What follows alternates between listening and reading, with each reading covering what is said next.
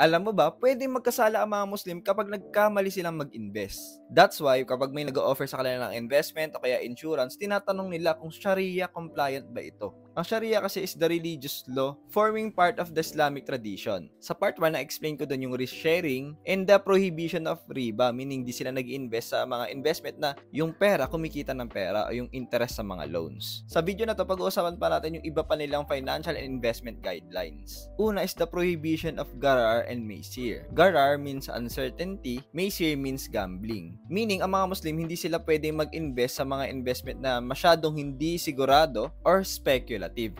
Kaya related din dito yung mga pagsusugal. Kaya bawal silang magsugal. Ginawa nila to para patas at transparent yung mga financial dealings nila. Pangalawa is dapat lahat ng financial transaction nila is backed by tangible assets. Example, nag-invest sila sa negosyo kasi may binibentang produkto at yung kita nun yung dahilan bakit tumutubo yung pera. Halimbawa, rentals, paupahan. Kumikita sila ng pera doon dahil may tumira, may gumamit ng asset nila. Bawal sa kanila yung mga derivatives and speculative instruments. Kumbaga, back talaga to ng mga assets na nahawakan nakikita. Actually, marami pang detalye yung Sharia, so di ko alam kung gagawa ba ako ng part 3 ng video na to. And ako, kahit hindi ako Muslim, agree din ako dito sa principle nila kasi masama naman talaga yung pagsusugal at malaki talaga yung mga risk ng mga speculative investment. Nga pala, kung gusto nyo matuto, ayusin yung finances nyo this year 2024, meron kaming event na New Year's resolution to achieve your financial goals this year. Gaganapin yan sa January 28, Sunday. Lalagay ko yung registration link sa comment or pwede nyo rin akong i-PM, link in my bio.